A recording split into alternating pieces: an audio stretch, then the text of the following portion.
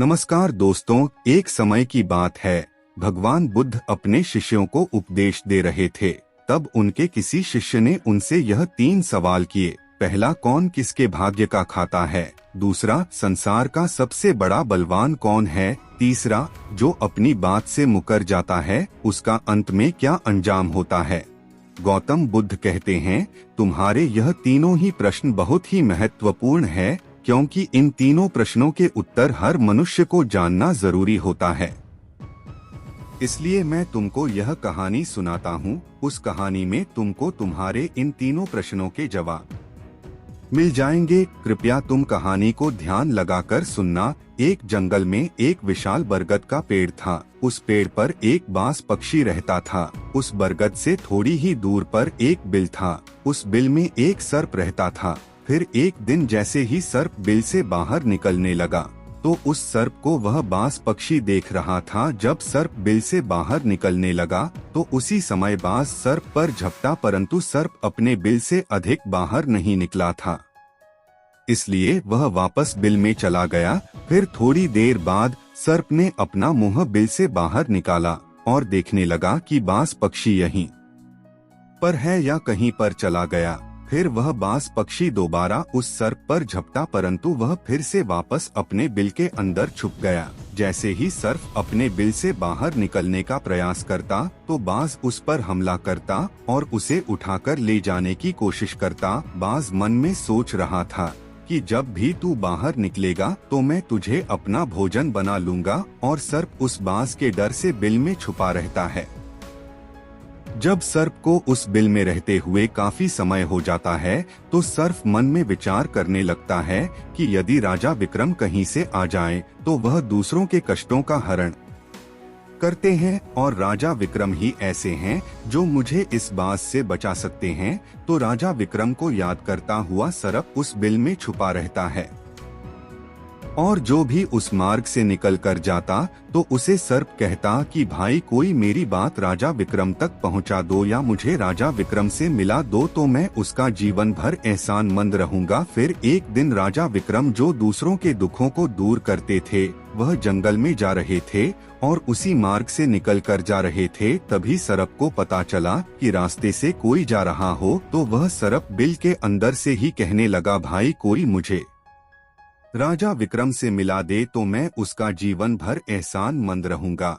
यह बात जब राजा विक्रम ने सुनी, तो राजा विक्रम कहने लगा, क्यों भाई, आपको राजा विक्रम से क्या काम है? तो सर्प कहने लगा, देखो भाई, राजा विक्रम दूसरों के दुखों का हरण करते हैं, और मैं बहुत दिनों से इसी बिल में पड़ा हुआ हूँ। मैं बहुत दुखी हूँ।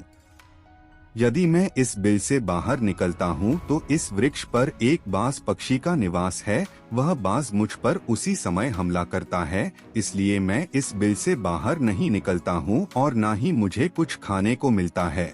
मैं ऐसे ही इस बिल में पड़ा हुआ हूँ, ऐसे ही अपना जीवन व्यतीत कर रहा हूँ। राजा विक्रम कहने लगे कि हे सर्पराज, मैं ही राजा विक्रम हूँ, बताओ तुम्हारे कष्ट का निवारण कैसे करूँ? तो सर्प कहने लगा, है महाराज, जैसा आपको उचित लगे ऐसा ही कीजिए, लेकिन मेरा इस बात से पीछा छुड़ा दीजिए, नहीं तो यह एक दिन मुझे मार डालेगा। राजा विक्रम कहने लगे, हे सर्प महाराज, तुम कहो तो मैं तुम्हें इस वन में कहीं दूर छोड़ दूं। सर्प कहने लगा, महाराज, जब आप मुझे दूर छोड़ने जाओगे तो यह बाज हमें देख लेगा और यह वहीं पर जाकर फिर से बैठ जाएगा, और मौका मिलते ही यह मुझे मार डालेगा।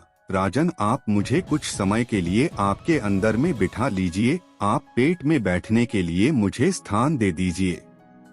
जब इस बाज को पता नहीं चलेगा कि सर्प कहाँ गया, और मैं तुम्हारे साथ इस वन से बहुत दूर चला जाऊंगा, और आगे जाने के बाद मैं तुम्हारे पेट से बाहर आ जाऊंगा। राजा विक्रम कहने लगे, ठीक है सर्प, आज आप मेरे पेट में प्रवेश कर जाइए। राजा विक्रम अपना मुंह खोल देते हैं और वह सर्प राजा विक्रम के पेट में प्रवेश कर जाता है और राजा विक्रम के पेट में जाकर के बैठ जाता है।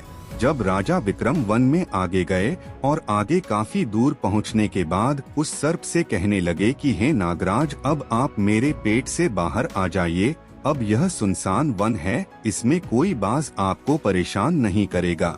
यह बात सुनकर नागराज कहने लगा कि नहीं महाराज, अब मैं आपके पेट से बाहर निकलने वाला नहीं हूँ। राजा विक्रम ने कहा, क्यों भाई, आपने तो मुझसे यह वादा किया था कि आप मुझे आगे सुनसान वन में छोड़ देना, मैं आपके पेट से बाहर निकल जाऊंगा। अब क्या हुआ, सुनसान वन आ गया, अब आप बाहर निकलिए। सांप कहने लगा कि देखो महाराज, जैसा रहने का आनंद आपके पेट में है वैसा उस बिल में नहीं मिलता। अब मैं तुम्हारे पेट से कभी बाहर नहीं निकलूंगा। राजा विक्रम मन में सोचने लगे कि यह तो बड़ा ही दुष्ट सर्प है, अब मैं क्या करूं। और उसके जहर के प्रभाव से महाराज विक्रम का पूरे शरीर से कोट फूटने लगा। महाराज विक्रम के शरीर से कोट निकल आया। राजा, राजधानी को वापस जाऊंगा तो यह अभी संभव नहीं है। विक्रम मन में सोचने लगे कि अब मैं यदि नहीं है, क्योंकि मैं इस वक्त खोड़ी हो गया हूँ और मुझे इसी वन में रहकर इस नागराज से भी छुटकारा पाना है।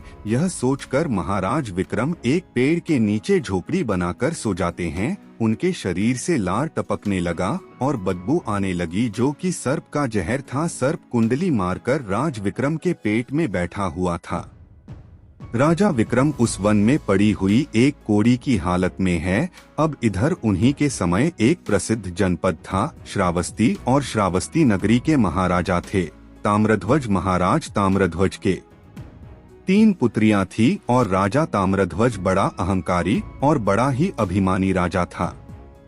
फिर एक दिन उसने अपनी तीनों बेटियों से पूछा कि बताओ बेटियों, तुम किसके भाग्य का खाती हो। फिर उनमें से 2 बेटियां तो राजा के डर से कहती हैं कि पिताजी, हम तो आपके भाग्य का ही खाते हैं। परंतु उनमें से राजा की एक चित्ररेखा नामक बेटी थी। वह चित्ररेखा अपने पिता ताम्रध्वज से कहती हैं कि नहीं पिताजी, मैं किसी के भाग्य का नहीं खाती हूँ, मैं तो केवल अपने ही भाग्य का खाती हूँ। उस बेटी की बात सुनकर राजा को बहुत क्रोध आया और राजा ने उसी समय नाई और ब्राह्मण को बुलाया और नाई और ब्राह्मण से कहने लगा कि इन दोनों बेटियों का रिश्ता तो आप किसी राजा के यहाँ करके आइए, और जो यह बड़ी वाली बेटी है, इसका रिश्ता किसी कूड़ी कलंक की या जिसके हाथ पैर नहीं हो उसके साथ करके आइए। फिर राजा का आदेश मिलते ही नाई और ब्राह्मण उन तीनों बहनों का रिश्ता करने के लिए चल देते हैं। उन्होंने राजा की दोनों छोटी बेटियों का रिश्ता तो राजवंशों में कर दिया, परंतु तीसरी बेटी के लिए वर ढूंढते ढूंढते हुए उसी वन से निकल कर जा रहे थे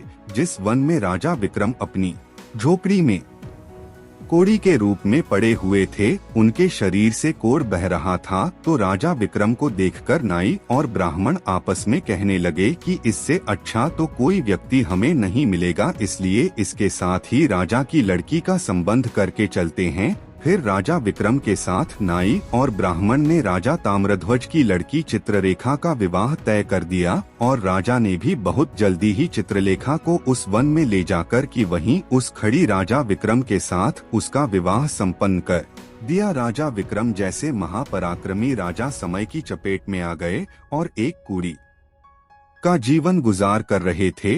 वह लड़की बड़ी पतिव्रता थी। वह अपने पति राजा विक्रम की सेवा करती थी, और वह दोनों छोटी बहनें जो थी वह बड़े बड़े राजाओं के घर में गई तो वह तो आराम की जिंदगी जी रही थी, लेकिन चित्रलेखा राजा विक्रम के साथ दुखी जीवन काट रही थी। कहते हैं, जो अपने नियम और सिद्धांतों पर रहता है और जो धर्म का पालन करता है, ईश्वर हमेशा उसे सुखी रखना ही पसंद करता है। भगवान उसे हमेशा आनंद प्रदान करता है। इसलिए जब उस झोपड़ी में रहते रहते चित्ररेखा को राजा विक्रम के साथ बहुत दिन बीत जाता तो उस झोपड़ी के पास एक पीपल का वृक्ष था और उस वृक्ष के नीचे एक दूसरा सर्प का बिल था। तो एक दिन विक्रम सो रहे थे और रात्रि का समय था और चित्रलेखा महाराज विक्रम की सेवा कर रही थी। उसी समय उस बिल से एक सर्प बाहर निकलता है और बाहर निकलकर जो राजा विक्रम के पेट में सर्प था उस सर्प से कहने लगता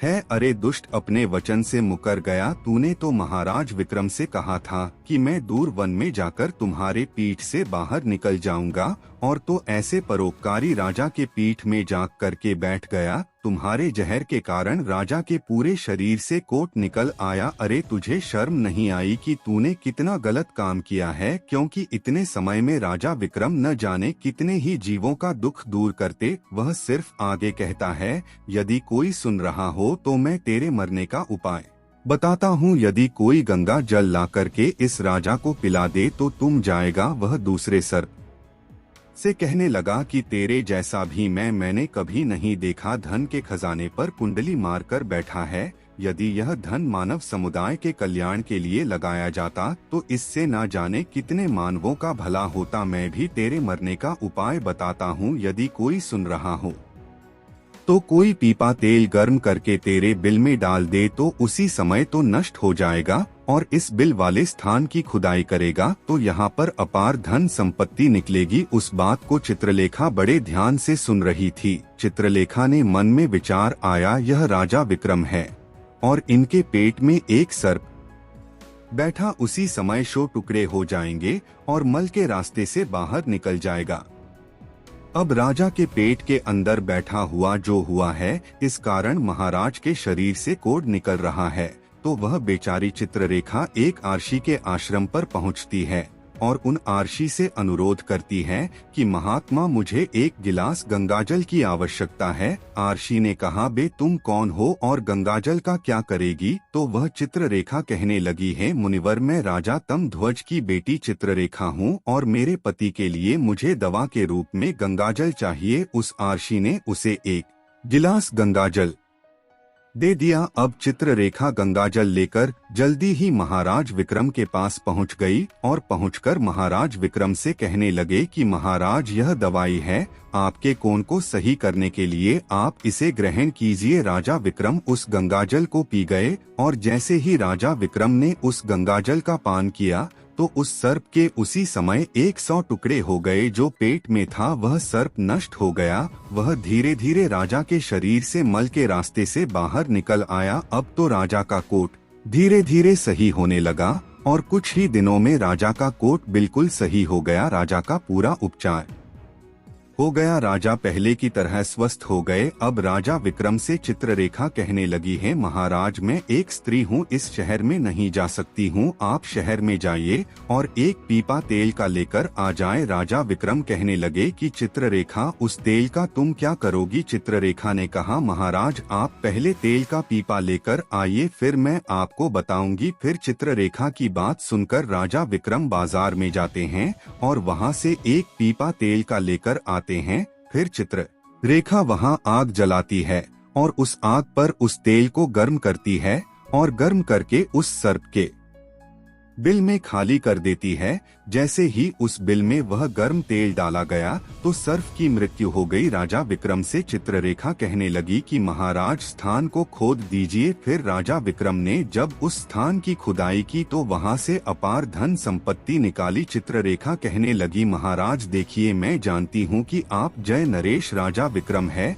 परंतु मेरे पिता ने मेरा अपमान किया है और मुझे एक कोढ़ाई को दिया था, परंतु मैं मेरे भाग्य का खाती हूँ, इसलिए इसी स्थान पर मेरे पिता का जो महल है उससे अच्छा महल बनाना चाहिए। राजा विक्रम कहने लगी, चित्ररेखा तुम कैसी बातें कर रही हो? हम नरेश हैं, भला यहाँ पर महल क्यों बनाएंगे? आप उज्जैन नगरी को चलिए। परंतु राजा विक्रम के कहने पर भी चित्ररेखा नहीं मानी। फिर राजा विक्रम ने उस वन में एक शानदार महल का निर्माण करवाया। इस संसार में सबसे बलवान समय होता है और कोई बलवान नहीं होता है। जिसका समय अच्छा होता है वह आगे बढ़ता रहता है और जिसका समय खराब हो जाता है, जिसका समय विपरीत होता है, वह पतन की ओर अग्रसर हो जाता है।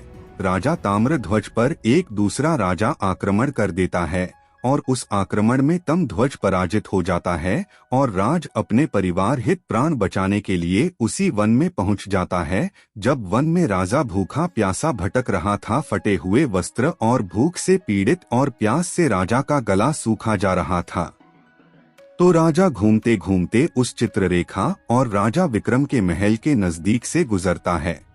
तो चित्ररेखा अपने पिताजी को पहचान जाती है।